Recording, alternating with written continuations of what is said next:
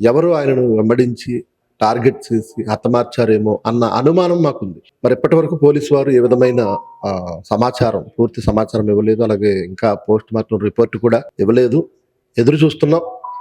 మా అనుమానాలు ఒకవేళ పోలీసు వారు ఇచ్చే పోస్ట్ మార్టం రిపోర్ట్‌ను బట్టి మా అనుమానాలు నివృత్తి అయితే ఓకే. లేకపోతే ఈ అనుమానాలు ఇంక ఇలాగే క్రైస్తవ సమాజంలో ఉండిపోతాయి. పోలీసు వారు కూడా రోజుకొక సీసీటీవీ ఫుటేజ్ రిలీజ్ చేస్తున్నారండి. ఆయన రీసెంట్‌గా రాత్రి అది డ్రింక్ చేస్తూ 2 చోట్ల మద్యం కొనుగోలు చేసినట్టుగా కూడా ఒక వీడియో చూస్తున్నాం. అది ఆ వీడియోలో ఉన్నది పాస్టర్ ప్రవీణ్ కుమార్ గారే అనుకోవచ్చా? లేదంటే మరొక వ్యక్తి అందరూ అనుకున్నట్టుగా మరొక వ్యక్తి అనుకోవచ్చా? మీరన్నట్టుగా పోలీసు వారు ఒకేసారి అన్ని ఇవ్వడం లేదు. మొదటిసారి 2 వీడియోస్ రిలీజ్ చేశారు. తర్వాత ప్రెస్ మీట్‌లో మరికొన్ని రిలీజ్ చేశారు.